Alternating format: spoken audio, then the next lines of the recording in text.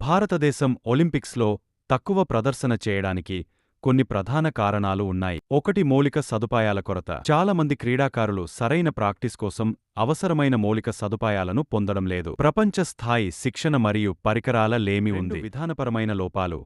దేశంలో క్రీడల అభివృద్ధి కోసం సరైన విధానాలు లేకపోవడం. క్రీడాకారులకు సరైన ప్రోత్సాహం అందించడం లోపిస్తున్నది. పరిమిత నిధులు.